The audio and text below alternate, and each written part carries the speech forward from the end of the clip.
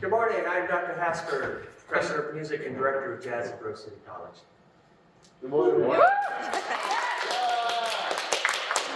Good, so I'm here to tell you about my experiences in U.S. Army bands, and a couple caveats to go with that. I'm going to talk about Army bands. There are also Air Force and Navy and Marine bands. This is my little slice. Another caveat is, I can only tell you what I know. My little worm's eye view of the world and what I personally experienced. So if I say something was such and someone else that was in the band says, no, it was like this, both things can be true. Okay? And the third caveat is, this was a long time ago. The last time I actually played in an Army band was 1996. So everything that I know is that old. After that, I spent another 10 years on active duty and retired as an officer, and then I spent another 11 years after that working for the Army. So I was in the Army, but the last time I was a band musician was 96. So, ready? Yeah. Ready. Great. Yeah. Okay. A long time ago, I decided that I wanted to be a college professor. And the route for that is pretty straightforward. You get a bachelor's degree, you get a master's degree, you get a doctorate, and then I thought you just get a job. So, first step. I was in your shoes at one point at Carnegie Mellon.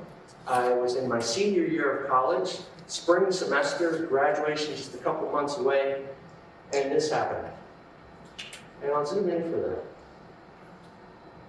that. If you have a 1.24 grade point average, including an A in jazz band, you're not doing well.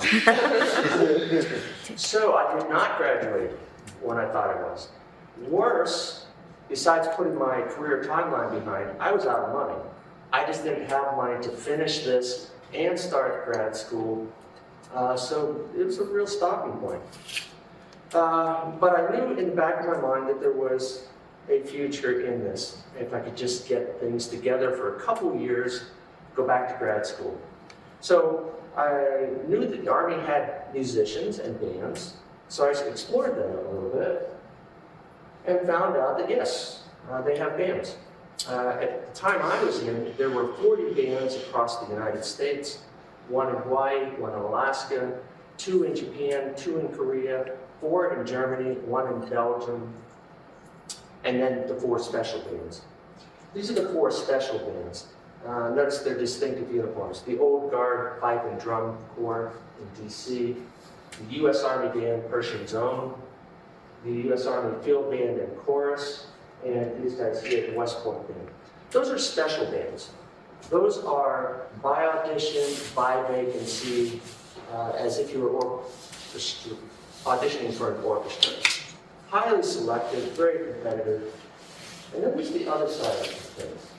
This is the kind of band I was in.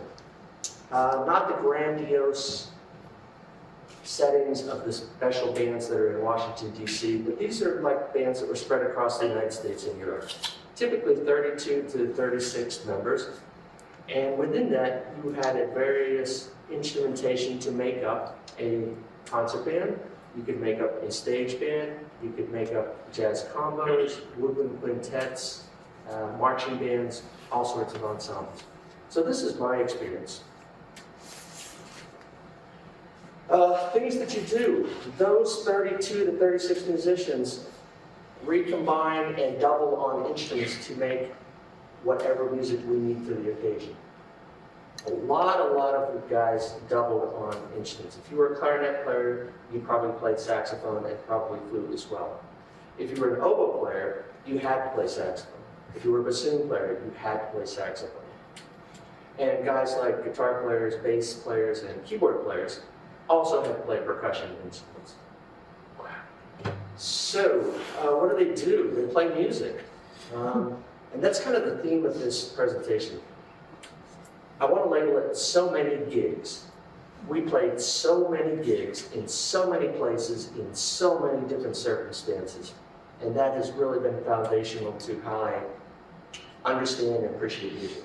But all of these things, I think I have done all of those with an Army band. Some are pretty cool, some get to be old hat very soon. I thought I could join an Army band. The first step, of course, is to audition and get accepted. And then you go to basic training. And basic training is basic training. It's the same training that an infantryman or a medic or a cook or a helicopter repairman gets. You learn how to shoot and march and salute and those kinds of things. After basic training, you go to your specialized training for whatever your job is. My job was musician, so I went to the Army School of Music in Norfolk, Virginia. Now, this is a joint school, which is really cool because we shared it with the Marines and the Navy. So I was going to classes side by side with Navy and Marine guys, as well as Army guys. But this was a 6-month school at Virginia Beach, Virginia, where you learn specifics of military music. You may know how to play your instrument and how to march in a marching band, but there are specific ways that the Army does it. It's an old saying, there's the right way, the wrong way, and the Army way. So we learned the Army way here. But the experience at the School of Music was really cool. It was like going to boarding school college with enforcement. So we typically start a day at 6 in the morning and do a half hour, 45 minutes of physical training, calisthenics, running, strength, conditioning, that kind of thing. Breakfast, and then have classes during the day. We had basic music theory, you would have ensemble rehearsals, you would have classes on the customs and courtesies of the military service. There would always be practice marching around the field, like a marching band. But it was very musical, it was very enjoyable, and it was in Virginia Beach. And the timing was perfect. I got out of basic training in March, so I was in Virginia Beach from March through September. Perfect time of year. And of course, got to go to the beach and all that. Now, once you finish at the School of Music, you get assigned to a band somewhere. And now your day really kind of stabilizes and you're a normal person. The work day is very regimented, but once you're off, you're typically off.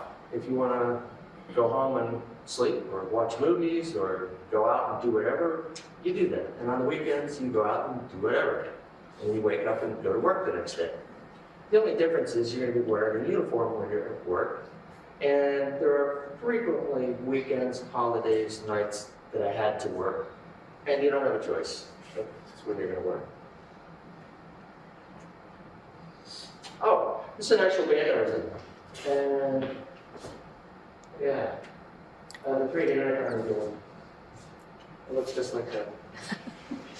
I have a couple slides on the audition and recruitment process. But the bottom line is everything I know about getting into the Army band is 30 years old. If you really want to pursue it, you need to talk to a current recruiter.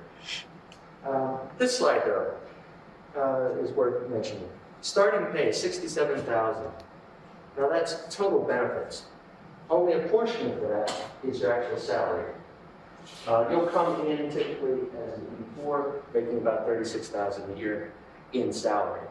But you are either given free housing or given a housing allowance. You're either given free food or given a food allowance. You are given a clothing allowance to replace your uniforms. And you never have to buy an instrument. The Army literally supplies everything you need, from your instrument to your valve oil, to your corks, to your grease, reeds, all of that. As keyboard player, it was cool because we were playing the latest top-of-the-line equipment that was out there. Trumpet players, binges were real popular at the time. There was guys playing shoki, but they were all bought by the Army. All the sax players had Summer Mark IVs. It was very cool. Okay, so I got out of my School of Music in Virginia Beach, and the Army sent me to Alabama. I had never been there. I had no interest in going to Alabama, but that's where I got it. So I ended up at Fort Rucker, Alabama, in the tiny town of Dothan, Alabama, in the southeast corner. And we did gigs. These are some of the rock groups that I was in at the time. People come and go in the Army band. This particular lineup of musicians might change from month to month as the singer gets reassigned to Germany and we get a new bass player in from Wisconsin or whatever. So I got to play with a lot of musicians. And that was actually pretty cool. It's nice to get established with your group of musicians and learn how you play, but it's also really cool to get fresh insights, and there's plenty of that. One of the things Army bands do is play community engagement things. Say you're the town of Harrisville and you're having a 4th of July parade. Wouldn't it be nice to have an Army band there? Great, let's call the local Army band, and off we would go and play a parade, or a strawberry festival, or a mayhawk festival, or a peanut festival, or a rattlesnake rodeo.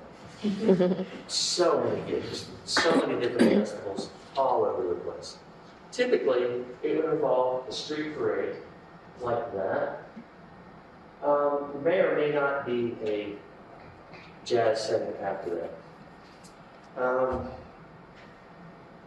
But got to see a lot of the country doing that, which was cool. If you've never been to a rattlesnake rodeo, it's pretty cool.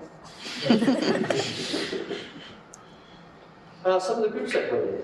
At every place that I was at, I was fortunate to be a rhythm section guy, which meant there was a lot of opportunities for forming bands and doing gigs off duty. Some of the guys I played with here, the sax player, Tony Onquay, probably the best saxophone player to this date that I've ever played with. The guy was just amazing. And he was a staff sergeant in the Army band. During the day, he was just playing the marches with everybody else. But at night, he could wail.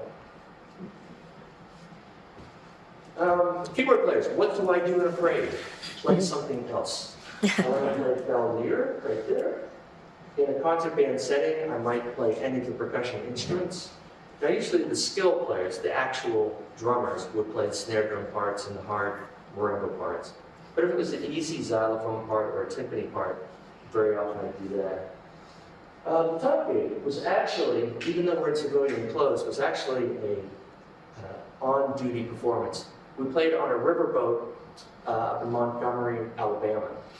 And I forget the circumstances, but we were late getting to it and didn't have time to change into uniforms. But this was our Army rock combo at the time. Some more gigs. At the bottom, I'm directing a stage band gig. I can't tell you where it's at. It's one of the hundreds that we played. And the top ones are some off-duty kind of gigs. Me playing snare drum, of all things. And typical lineup of marching band and concert band. More gigs. So many gigs. Oh, and it's not all work. You spend so much time playing music, and playing music together is a really intimate kind of bonding thing. So they become your friends, most of the time. So we always had a softball team, a basketball team, a volleyball team, and we played intramural sports on the base or whatever. We had a bowling league in a couple places. That's me and Jerry coming back from the gig at night. A lot of Army band life looks like regular life. You're hanging out with your friends, doing the things you like to do. It's just your job during the day is pretty specific. Typical role for a piano player or a bass player in the Army is to play a lot of small combo gigs. In the military, there's ceremonies for all kinds of things. It's very based on traditions and customs. And one of those is to have a farewell gathering for senior people that are leaving. And you can't make a proper ceremony without having music. So I ended up playing a lot of late night gigs at the officers club because Colonel so-and-so is retiring or General so-and-so was getting promoted or whatever. So many gigs.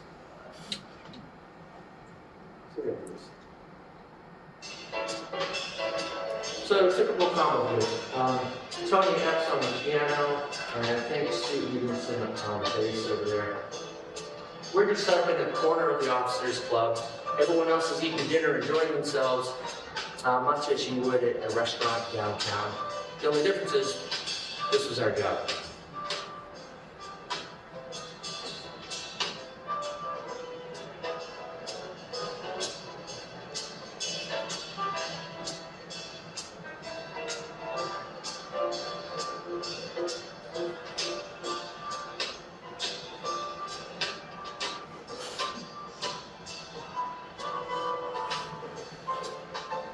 Name that tune? Oh, okay. Oh,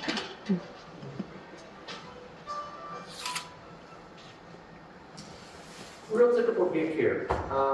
Often if we were going out in the summer to support a community, it would involve a concert. And don't think concert hall and all that fancy stuff. It was just us setting up some chairs in a field and playing music. This is a real typical kind of gig. Sorry.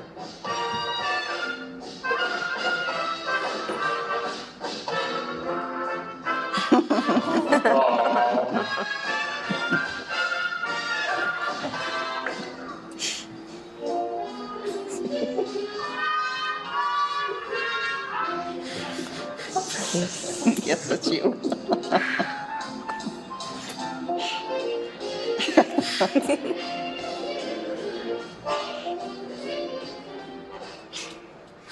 It's an outdoor concert, so very informal. It's pretty fun to play at. They were always free. Every Army band performance is free to the public, whether it's an indoor concert or whether it's a parade or a concert in the park, whatever. It's always free. And then there was this side of it. Did a lot of marching. And it typically looks like this.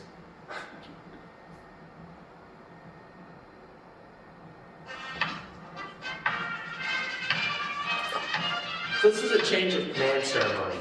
Whenever a major command gets a new leader in, there's an official ceremony to formally recognize the outgoing commander and the incoming commander. And part of that is for all the troops that are under that command to pass in review in front of the old and the new commanders. While they're passing in review, the Army band plays as they march past. On a small post like that, there might be a few hundred soldiers. In larger organizations, there might be thousands, and you'll be out there for an hour playing Sousa. Oh, by the way, I played every march there is. Every Sousa, every King, every Fillmore, you name it, I played them all. Which I don't regret. So, stationed at Alabama, where the star is, that's kind of the area that we covered. Notice the proximity to the Gulf of Mexico down there. It was about 45 minutes after work to jump in the car and go to the beach. Really nice benefit for being out there. After that, the Army is an upward or out organization. You're always moving forward, progressing in your career, or you're on the way out. Part of that is getting exposure to different units by rotating to different new assignments. So my next assignment was in Seoul, Korea, as part of the 8th Army Band. And that was unique because it was a joint command. The 8th United States Army is a United Nations command. So I worked alongside Gurkhas, Brits, French, and of course Korean, and some other nationalities that I forget. So typically we would play ceremonies for United Nations officials, some general or ambassador coming into Seoul, we would play a ceremony for them. And it looked like every other ceremony. But while there, we were in Seoul. Seoul is the New York City of Korea. Imagine having to go to work every day in New York City. So much to do. And that included playing band. So at that time, American musicians were kind of highly prized. So just having an American band in your club was kind of a benefit for them. So many gigs we played. Some more gigs here. The top right band is the Army band from Guam. I got to spend some time in Guam, and they have an Army band of their own. They were not good, I recall, but they got delivered in Guam. And I got to see Hawaii, and I actually got stuck there for 4 days. It was horrific. I had to get up every day and go to the beach and be stuck there for 4 days. While in Korea, I got to work with a recording project for some Korean producers. They were doing a Korean language version of Cats. If you can imagine that. Very fun. I had a long-standing gig at this hole-in-the-wall club called All That Jazz. And that's a flute player and a bass player I got to work with. Had a gig at the Dragon Hill Lodge, really upscale restaurant, hotel. Had a long-standing gig at the Hyatt Hotel. And then I had to leave. Korea was a one-year tour. It was considered a hardship tour because you were not allowed to bring your family over there at that time. So my family, my kids and my wife stayed home while I was over there for a year. After that year, I came back to the States. I got assigned to New Jersey, Fort Monmouth, New Jersey. And before I got my orders, I had never heard of Fort Monmouth. I had no idea where it was on the map, but I was sure excited to go there because it was back in the States. This is a typical program, and it just puts this up there to show you what a typical Army concert might look like. Heavy on light stuff, heavy on pops, heavy on patriotic music, but also the 1812 Overture by Tchaikovsky. It's pretty cool. Alfred Reed Centennial, that's a legit piece of repertoire. And depending on who your conductor, your bandmaster was, some of them were more into playing the heavies, like Holst's Planets or the Military Suites or whatever, and some would rather play the pops. It just depended. And this is the inside of the program. You can see typical makeup of a band. There's enough instruments there to make a really kind of nice sounding wind ensemble. And on top of that, every once in a while we'd have an opportunity to do recitals. And why not? We have percussion ensemble, trombone quartet, woodwind quartet, all these things. So it's not all just playing concert band or jazz ensemble. There's chances to play solos and recitals. New Jersey, we were quite close to the beach, so a lot of our gigs ended up being on the beach. It's kind of nice. Some bands I was in. Typical setup. We would be on a stage, for example, like at Grove City's Strawberry Days, where they have their little stage there. That would have been a very typical gig for us. And of course, marching. While at New Jersey, I got the chance to take classes at the Manus School of Music. It's really cool. And that's really something I need to mention. The tuition benefits of being in the Army. One of the reasons I got sold on joining the military band was because they had a loan repayment program. When I signed up for the Army, they paid off, it was $10,000 or $12,000 of my college loans, which back then was like $4.5 billion. And while you were in, you got an allowance. It was something like $4,500 a year to take classes. So a lot of guys were working on their master's degrees or just taking lessons. We were close enough to New York City that I could easily take a train after work, take some lessons at Manus. So that was really cool. Typical concert. This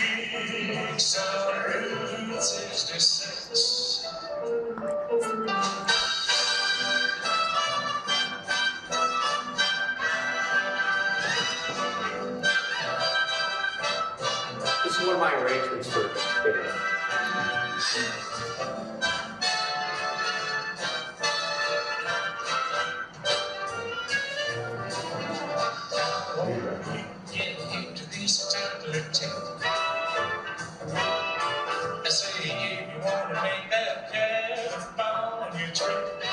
Dr. Hasper.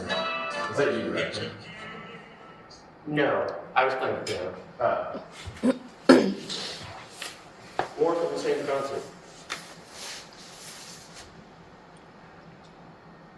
Maybe.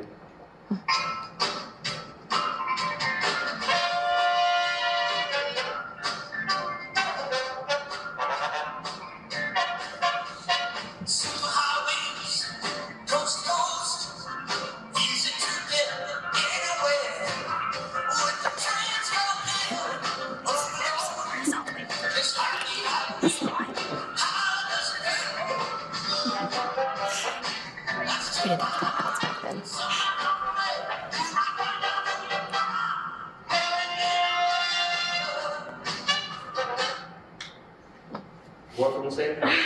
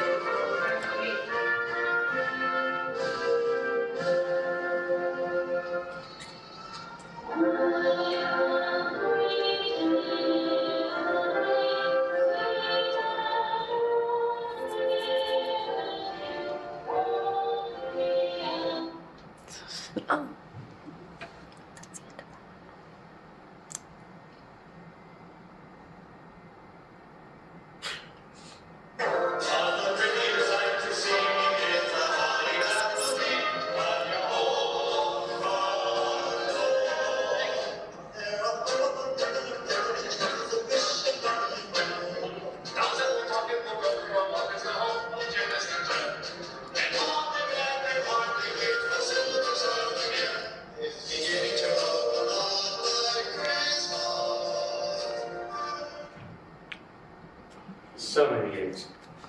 After that, I got sent out to Fort Lewis, Washington, which is outside Seattle. And every day you would look out the window and you literally see that, Mount Rainier. It looks just like postcards.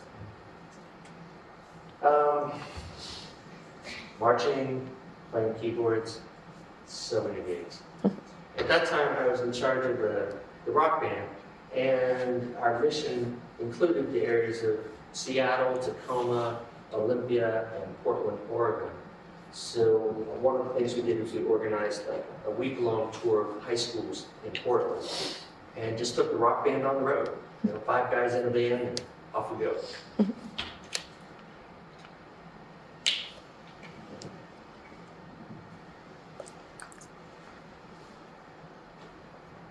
This is a Christmas concert we did. Every Christmas, every Easter, every holiday on the calendar, you can rest assured you would be playing a concert somewhere. So I think for 10 years, I didn't ever have a holiday off because of that. But I got to do some cool things. Like this. Okay, so let's meet Dr. This is another one of my arrangements. Yeah, it's a light.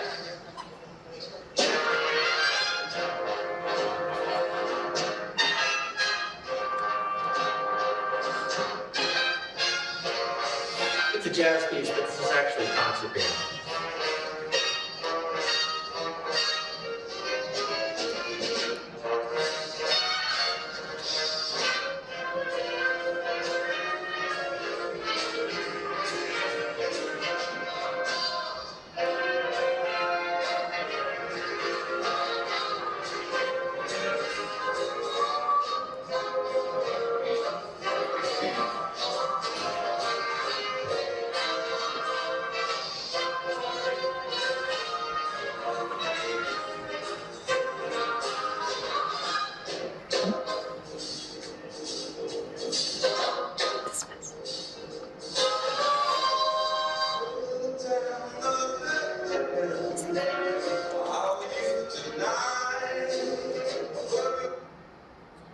And that's the end. So over the course of 10 years of being in Army Band, I was stationed at the STAR places, 3 places in the United States and once in Korea. And the green bubbles are places that I did Army training for longer than 30 days. If I put all the places that I did Army training, the map would be covered. But those are 30-day stays or longer. And that's the end kind of it. And I say kind of because I spent another 10 years in the Army doing non-band stuff. And I'll take you on a 30-second tour of that one.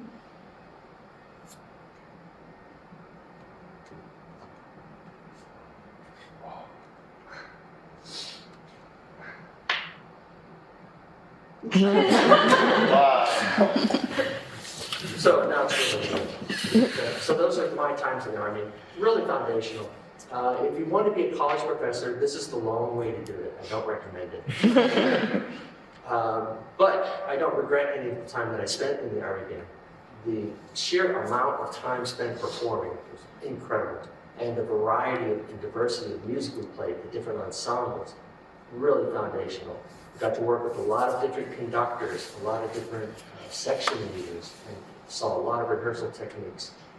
And just got to see some really neat places in the country with my family, which was kind of fun. You know, we went whale watching when we were in Washington. Got so many things. So that was my experience. So.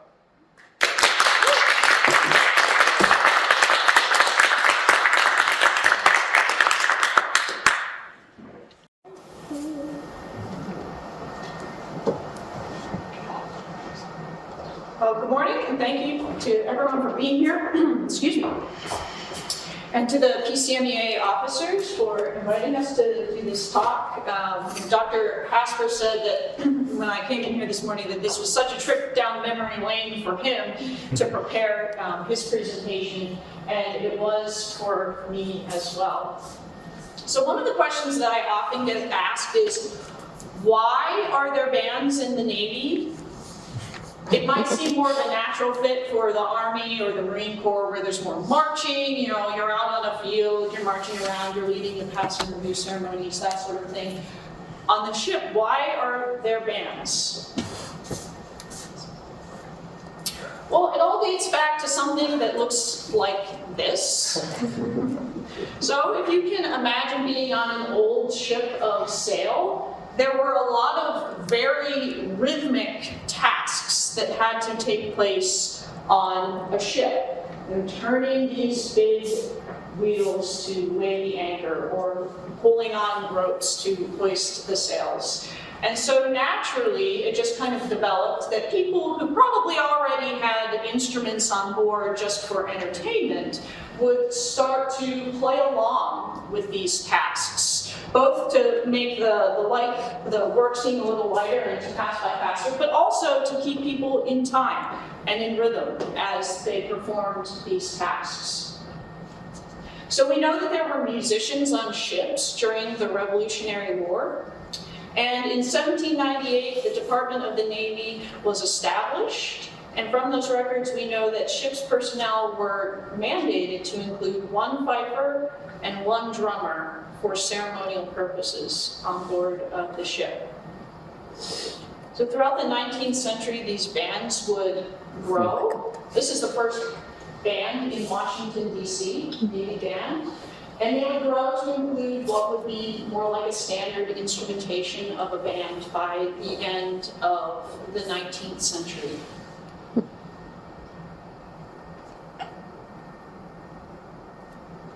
This is one of the most famous bands in Navy history. This is the band of the USS Arizona. On November 22nd, 1941, they won a Battle of the Bands competition in Pearl Harbor. And about 2 weeks later, they would all go down with the ship when Pearl Harbor was attacked on December 7th, 1941. There have been a number of famous musicians in the Navy. You might think of John Philip Sousa and his association with the Marine Corps, but actually, when he was much older, when World War I broke out, it was the Navy that brought John Philip Sousa in. He was a Naval Reserve officer who organized concerts during World War I. Here he is pictured in his Navy uniform. So I always like to tell people that Sousa actually finished his career in the Navy, not in the Marine Corps.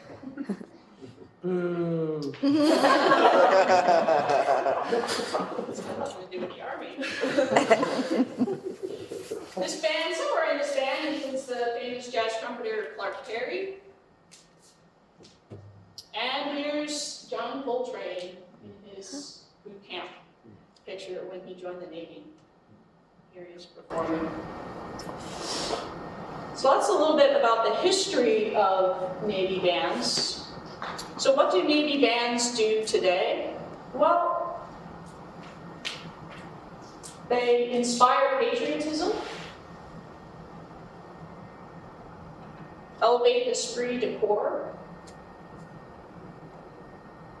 enhance Navy awareness and public relations, support recruiting and retention efforts, They're a little bit hard to spot in the crowd in this picture, but there's a Navy band performing in there. I actually took this picture standing on top of a Humvee in Times Square in New York City. And there it is again, preserve the nation's musical heritage. And project a positive image of the U.S. Navy across the country and around the world. That's my husband, Dan, playing his trombone on a tour in Africa. There are 9 U.S. Navy fleet bands, in addition to the bands that are in Washington, D.C., and at the Naval Academy in Annapolis. Navy bands are regional. So you cover a region, and obviously far fewer Navy bands than there are Army bands. So the country is broken up into these regions with a band that covers that region. If a gig comes up anywhere in that region, that band goes and covers it.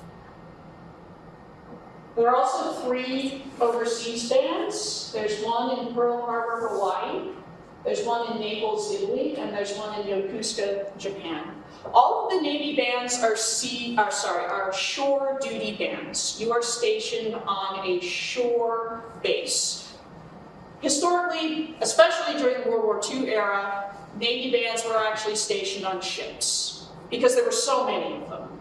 Every aircraft carrier had a band. Today, they're all shore duty, but sometimes, particularly if you're in Japan, but occasionally in some other places as well, the bands will actually go out on a deployment on a ship.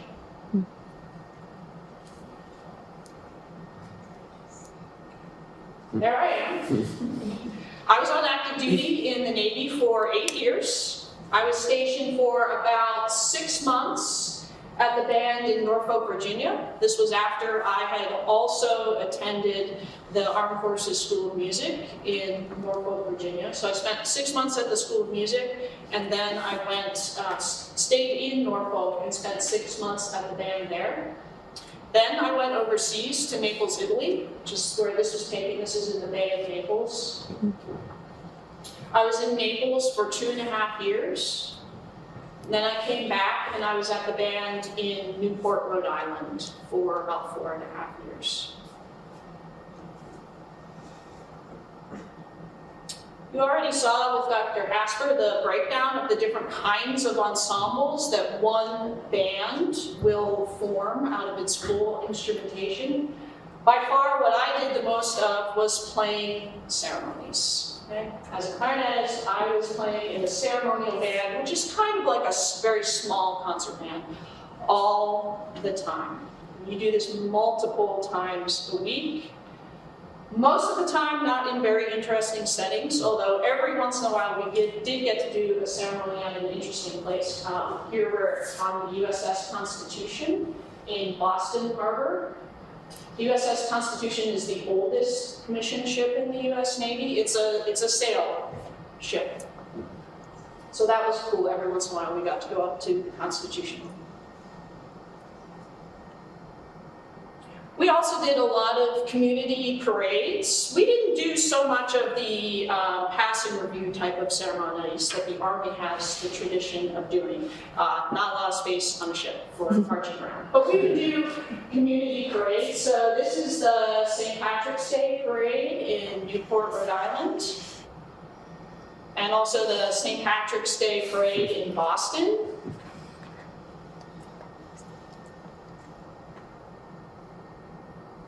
This is all when I was in the band in Rhode Island. This is the Bristol, Rhode Island 4th of July parade. This is the oldest continuously running 4th of July parade in the country. And in Bristol, Rhode Island, instead of having yellow stripes run down the middle of the road, they have a red, white, and blue stripe that follows the parade route. We also played for a lot of sporting events. So we played the national anthem at a New York Giants game in New Jersey. We played the national anthem for the Pittsburgh Penguins. When I was in Rhode Island, Pennsylvania is part of Rhode Island's area of operation. So when we did a tour to Pittsburgh, that was just about as far away from Newport that we could get within our area of operations. The funny thing about this performance, right there, is we had to go to do a sound check for the national anthem before the game in the afternoon. So we went out, and we're standing on the carpet on the ice, and we went out, we did the sound check, everything was fine. Then we go to the game, and we play the national anthem, and they actually televised the anthem. So we were all excited, and when we left the arena, we stayed to watch the game, some of us. And we went back, and we got the television feed somehow to listen to it. And even though everything was fine during the sounds check, for whatever reason, when we actually went out to do the performance at the game, they stuck the microphone right in front of the alto saxophone player. The only thing that you could hear on the TV feed was the alto saxophone player to the national anthem. Fortunately, he was a good player. We also played the national anthem to start a golf tournament in New Jersey, which was maybe not as typical. Anybody know who this is here? Wait, is that Phil Mickelson? It's Phil Mickelson, yeah. And the funny part about this was that, where is he? Oh, okay, with this trombone here. Okay, so my husband Dan was also on this gig, and he was so sick that day. He was so sick. And he was literally lying on the floor of the room that they gave us to change in right up until we had to go out to play the national anthem. So he gets up and he goes out and we play the national anthem. And Phil Mickelson walks over and wants to thank us for being there. And who does he go straight for in the band to shake his hand is Dan. The one person in the band that he goes up to is the guy who was deathly ill. So we thought, oh, gee, if we hear afterwards that Phil Mickelson had to withdraw from the tournament or something, we'll know why. Didn't actually end up hearing that happen. So. When I was in Newport, Rhode Island, one of the events that we would cover every year is New York City Fleet Week. So we would go to New York City for a week, and we would get to stay in a hotel in the city. It's a big deal. Lots of Navy ships come into New York City for Fleet Week. There are sailors everywhere roaming around in New York City. This was one of the coolest events that we did. This is in Bryant Park in Manhattan, and we played over lunchtime, and the park was absolutely filled with people. And they were loving it. They were just absolutely loving this performance that we did. So that was a lot of fun. So as I mentioned, I also spent 2.5 years overseas in Naples, Italy. While we were on the base, we did a lot of the same sorts of things that you would do stateside. We played for a lot of ceremonies. We would do the morning colors once a month, which is the flag raising ceremony on the base.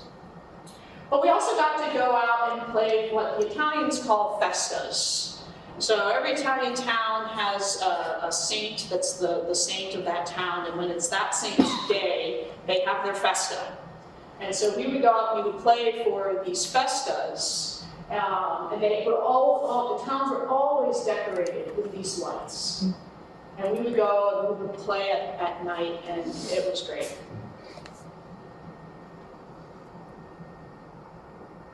While I was in Italy, we also went and played for the Royal Edinburgh Tattoo in Edinburgh, Scotland. So I got to spend an entire month in Edinburgh, Scotland. At the Tattoo, you do a performance every evening, but during the day, you're free. And so I would just go out and see everything that I could in Edinburgh while I was there. I would take little short trips. I didn't want to go too far away because if I didn't get back, I would be in big trouble. But I would take out little short trips, day trips to go out and see something outside of Edinburgh as well. And then performing at the tattoo every night was really cool. That's the masked bands with the bagpipes as well. This was our performance at the tattoo. So they were doing this thing that particular year where they were projecting images onto the side of the castle. So they have our band logo and our Navy anchors on there. It was the Queen's Diamond Jubilee that year. So the theme of the tattoo was Diamonds Are Forever. So they here with the mask bands, they had these diamonds projected onto the castle. There I am, with my client in the castle, standing in the castle. And then one of the really cool things that I got to do in the Navy is while we were in Edinburgh, my re-enlistment was coming up. So when you have decided to re-enlist, you have a window where you have to re-enlist before your chance runs out. And so that window was going to be while we were in Edinburgh. And so we actually, the guy who planned the entire Edinburgh tattoo, so you can imagine real showman, when he found out that I was going to be doing my re-enlistment, he wanted to make a big show out of it. And so he brought the bands out. This was during our rehearsal before we had started performing. He brought the bands out and lined them up. And had us do with microphones for people who were there in the audience. One of the most meaningful experiences that I got to have each year, especially while I was overseas, is Memorial Day. And the band in Italy would break up over the Memorial Day weekend and cover as many of the American cemeteries in Europe that we could. So this is the Florence American Cemetery in northern Italy, where we went for one of those Memorial Days. Here I am with some of the reenactors who would gather for these ceremonies. It's really interesting that being a reenactor of American soldiers is a pretty big hobby in Europe. So these guys, even though you look at them and they're wearing American World War II uniforms, these guys are Italian. So it's kind of strange to be approaching this group who you just think are American, and then you get to them and you hear them, going back and forth in Italian to each other.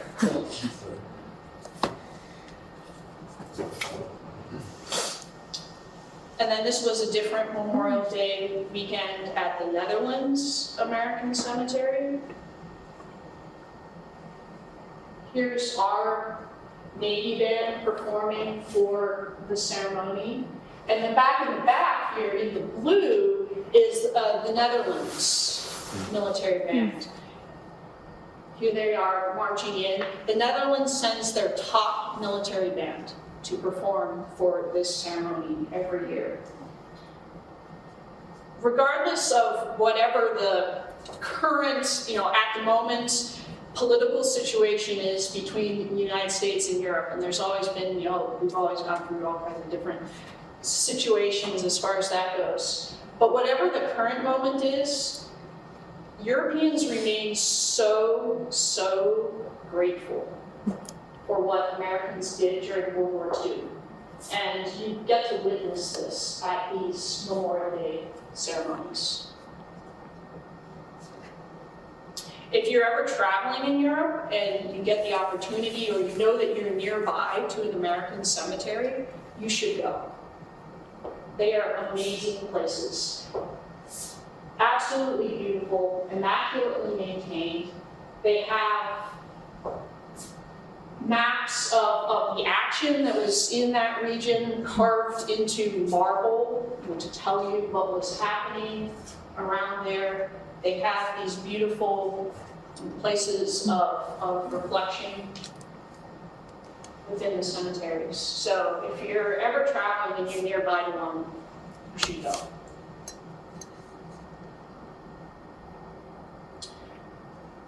While I was stationed in Italy, we got to go to a lot of different places in Europe and in Africa. So I went to one African country of Djibouti, which is on the Horn of Africa. There's an American base there for anti-piracy reasons. We went there to play for a change of command ceremony on the American base in Djibouti. But then as long as we were going to be there, we also went over to the French base that's there, and we formed this rock band with horn section, and we went and played for the French base while we were there. So I'm playing saxophone there.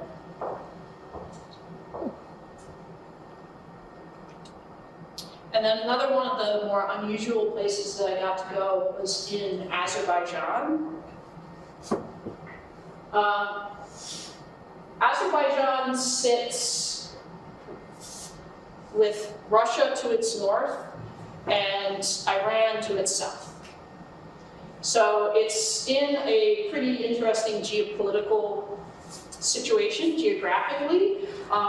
Security was extremely tight when we went there, and we played at a number of different venues while we were there, including a conservatory of music students where we went and they performed for us, and we got to talk with them. And then we also went to a displaced persons camp, which all stems out of the fall of the Soviet Union and this people group that didn't really have a place to go, and so they've been living in this camp since the early 1990s. It's not that they're in prison there, they just don't really have anywhere else to go, so they just continue living in these old Soviet apartment buildings. And so we went and we played there, and afterwards we were interacting, particularly with the kids, and I took this picture of my friend Sarah as she was showing them her French horn. And this leads me into one of the last points that I'll make here, and then we'll shift to Q&A. When you're in the Navy band, and I think it's the same for all of the branches, you're a musician first, and so you have to do those duties. But we don't have anyone else who works for our band. You know, we don't have an administrator who does administrative tasks. We don't have anybody who does anything else. You have to do it all. So you're always going to have a collateral duty, is what we call them. So you have your music job, but then you have your collateral duties. So over the years, I worked in the fiscal department that was in charge of purchasing everything that we needed for the band.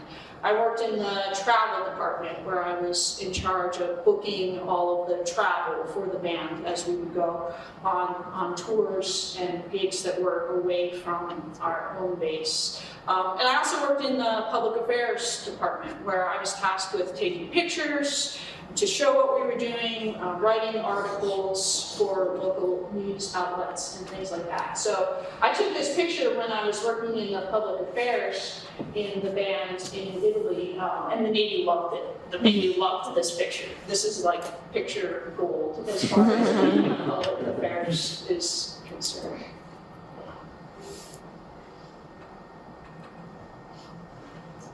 So these are all the countries that I got to go to while I was stationed in Italy. There's Azerbaijan all the way over here. And then I also got to go to Djibouti, which is down here.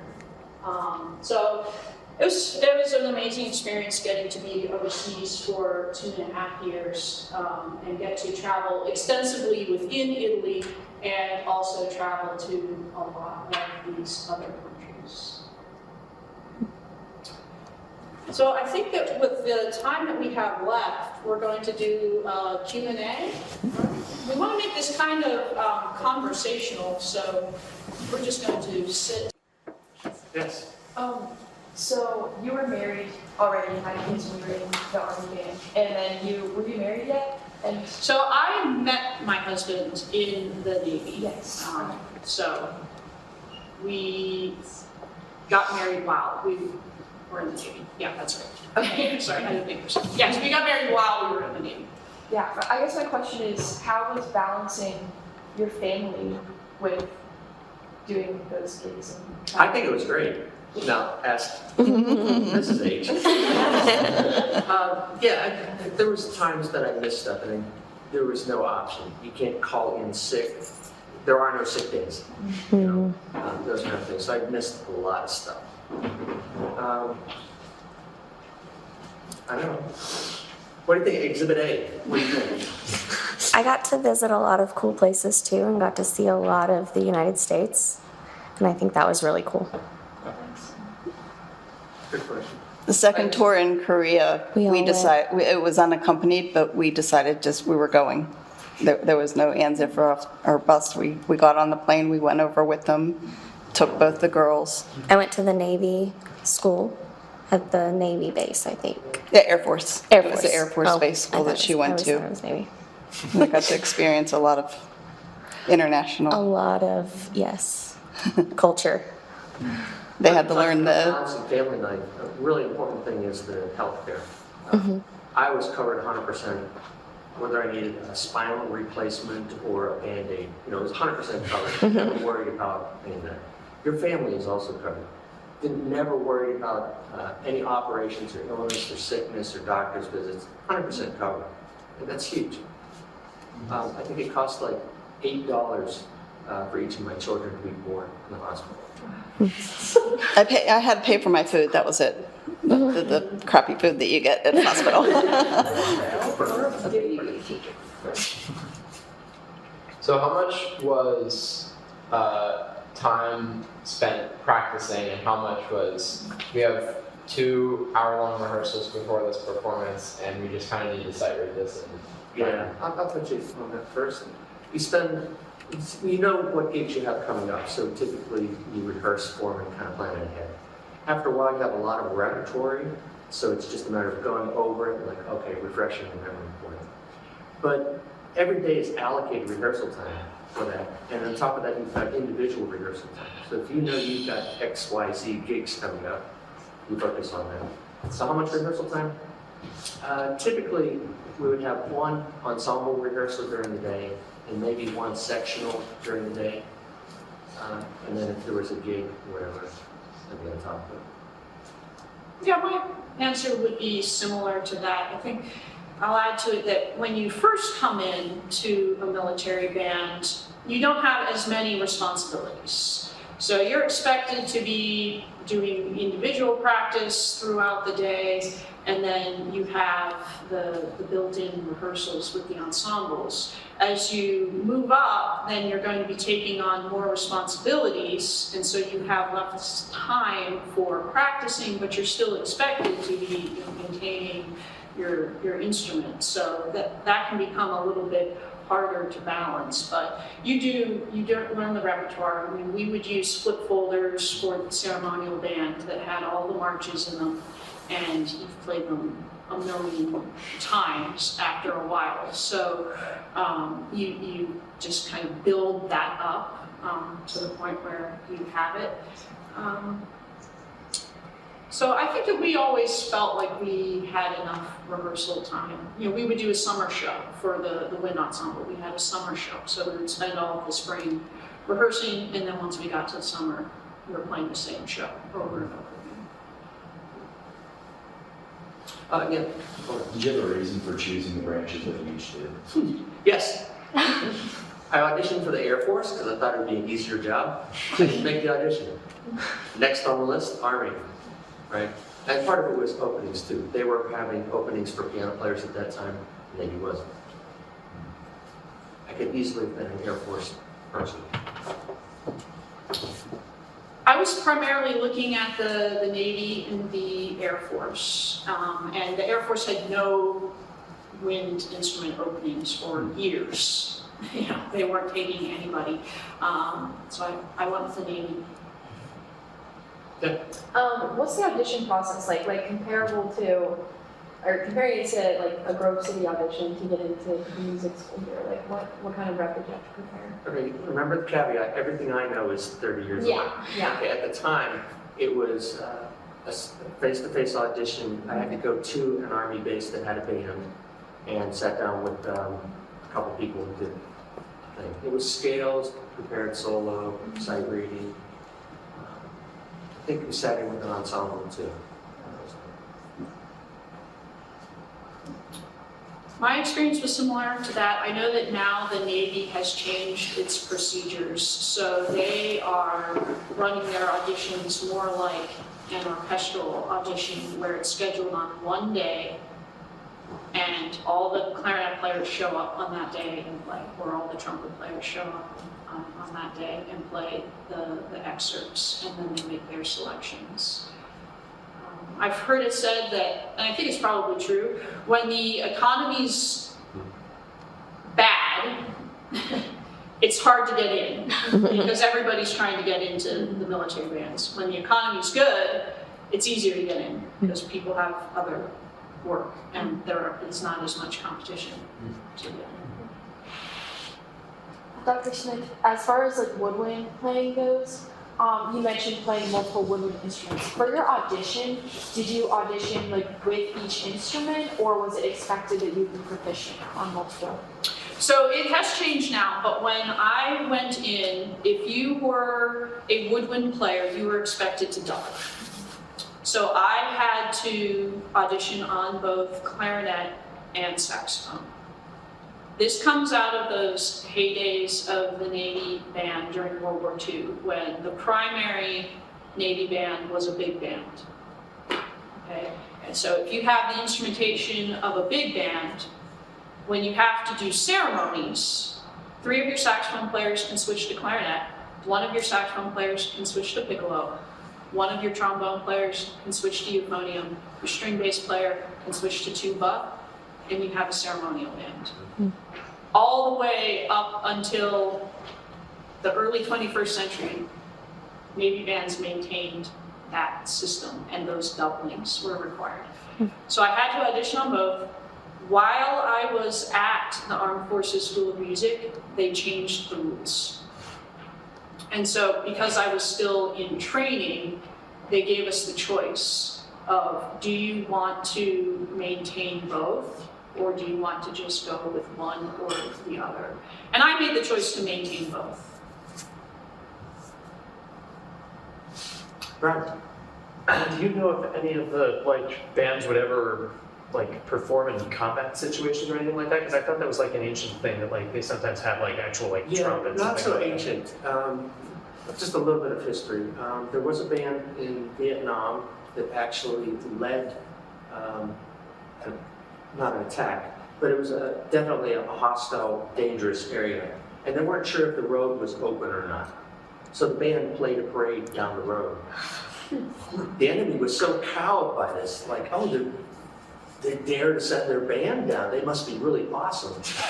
Nothing happened. And then the infantry followed. Desert Storm, there were 4 Army bands in Iraq. Now, in Iraq, that's like being in Grove City and the actual fighting is taking place in Pittsburgh. Okay, yeah. That makes sense, yes. And their jobs were to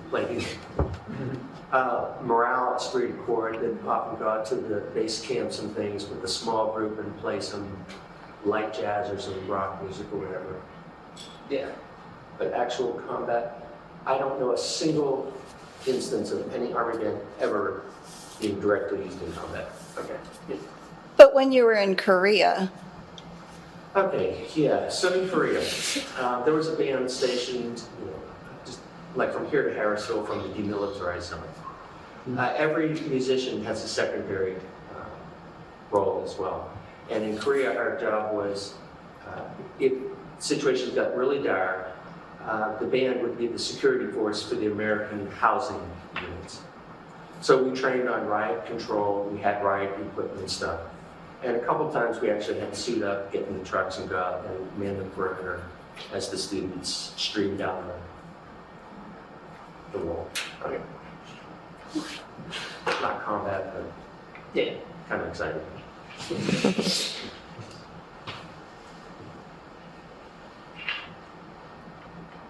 Right. Did you go to college for music before? I did, I was a composition. Okay.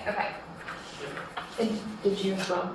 Yes. Okay. Is that mostly a common, is that a requirement to be in a military band, or is it just you can be good No, it was absolutely not then, and I believe it's not now too. Okay. However, the bar nowadays with fewer bands and competition, a lot of them do have bachelors.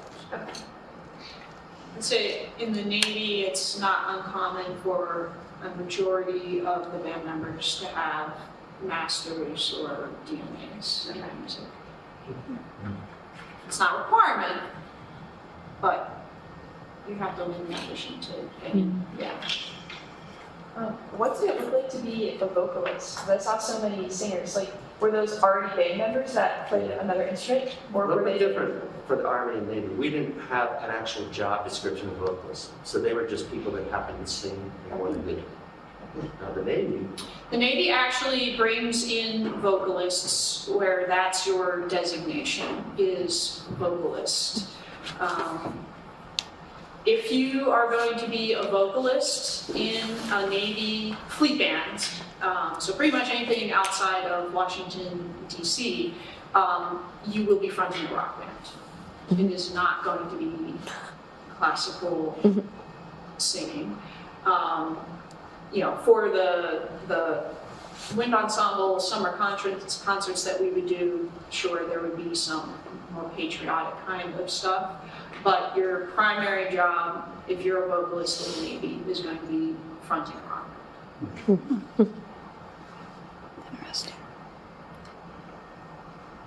There's the sea chanters in Washington, D.C., and the singing sergeants, like Dr. Paparone mentioned yesterday. So there are specialty choirs in the military as well. If you can get into one of those, that would be the way to go. The Army has a situation too. There's the Army Field Band and Chorus. They've got a 24-member chorus. Highly selective.